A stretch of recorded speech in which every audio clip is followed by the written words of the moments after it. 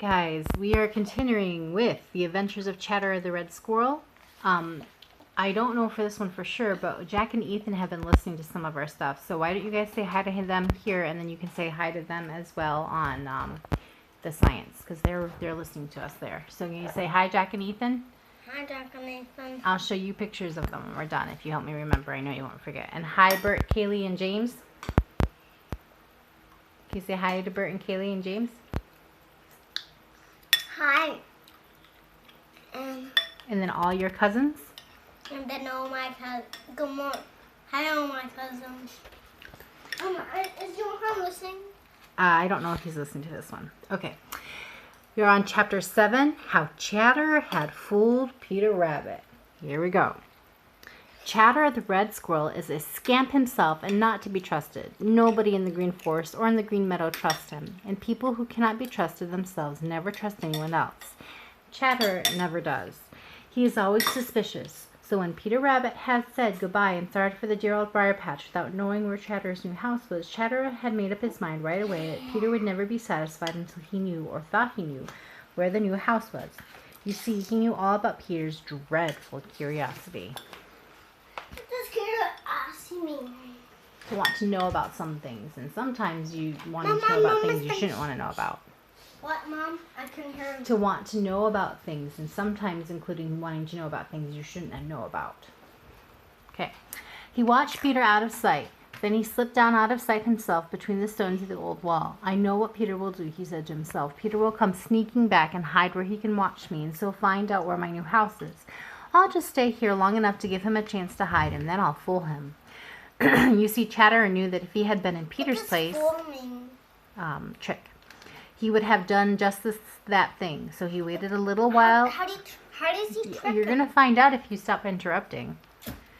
So he waited a little while and then went back to the place where Peter had left him.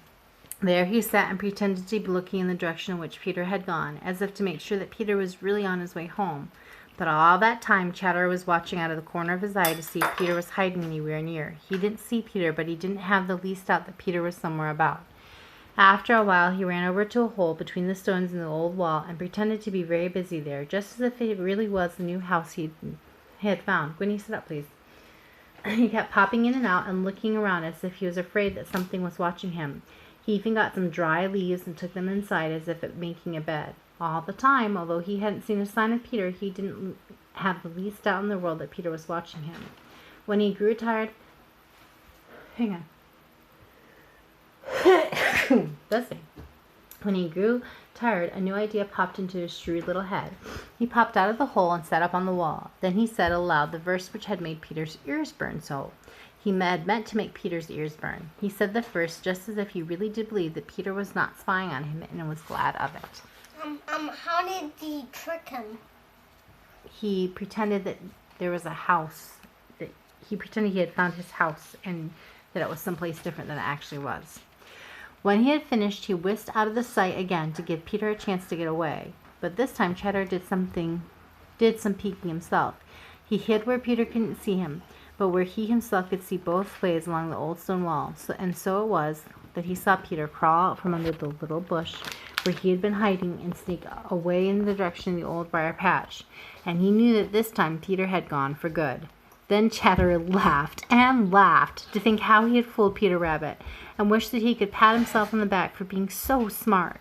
He didn't once think of how dishonest and mean it was of Peter to spy on him, because you see he would have done the same thing himself.